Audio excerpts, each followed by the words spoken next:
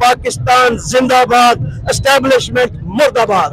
ये गुंडागर्दी है, ये दहशत गर्दी है, इसकी हम भरपूर मजम्मत करते हैं, करते रहेंगे इंशाअल्लाह।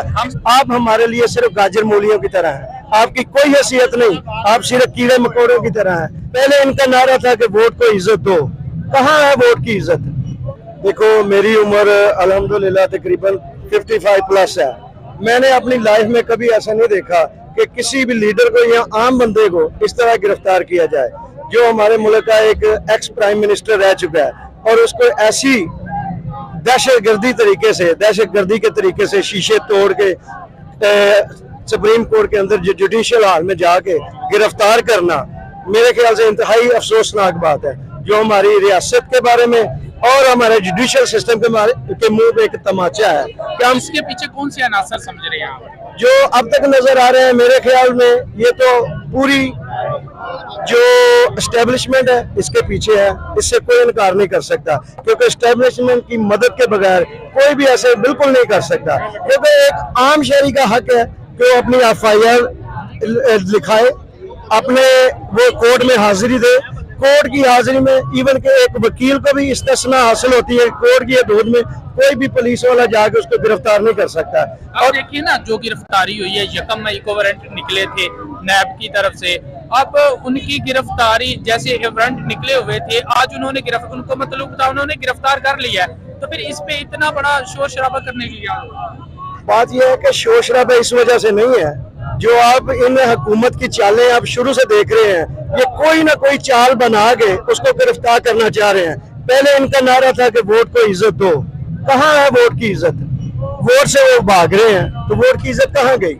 इंसान की इज्जत भी इन्होंने नहीं छोड़ी, वोट तो एक दूर की बात है ना, इंसानियत को भी नहीं छोड़ा। ये होना चाहिए कि इस सारे काम की मजम्मत है पूरी अवाम की तरफ से। 80% of Pakistani they are against of this action.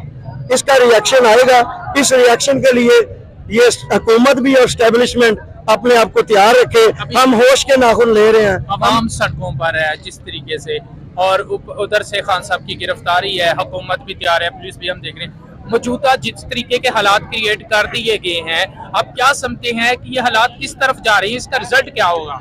ये जो मौजूदा सूरत हाल है, ये मुल्क को अनारकी की तरफ जा रहे हैं, अनारकी की तरफ लेके जा रहे हैं।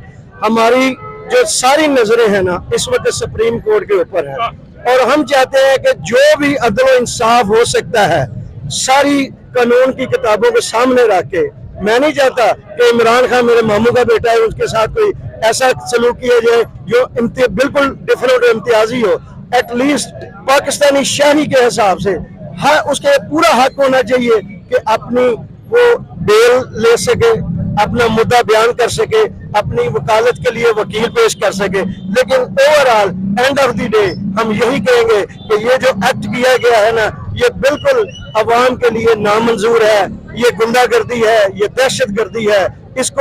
इसकी हम भरपूर मजम्मत करते हैं, करते रहेंगे इंशाअल्लाह। हमने ये देखा खान साहब को जब भी अदालत ने बुलाया वो पेश हुए, लेकिन अब उनकी गिरफ्तारी अदालत से ही हुई, हाई कोर्ट से।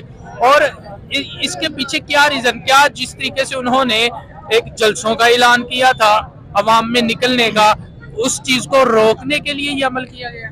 मेरे ख्याल से हुकूमत जो ना हवास बाख्ता हो चुकी है, वो हर किस्म का जालिमाना हथकंडा अपनाना चाहती है, जिससे अवाम के सर पे एक ज़रबे कारी लगाई जाए, उनको खौफजदा किया जाए। देखो हमने आपका लीडर गिरफ्तार कर लिया है, हम वो तो एक लीडर था उसको गिरफ्तार कर लिया, आप हमारे लिए सिर्फ गाजर मूलियों की तरह हैं, आपकी कोई हैसियत नहीं, आप सिर्फ कीड़े मकोड़ों की तरह हैं। ये सिर्फ एक ही फैमिली अशरफिया वो जो लंदन में बैठी हुई है, ये सारे उसके कारनामे हैं।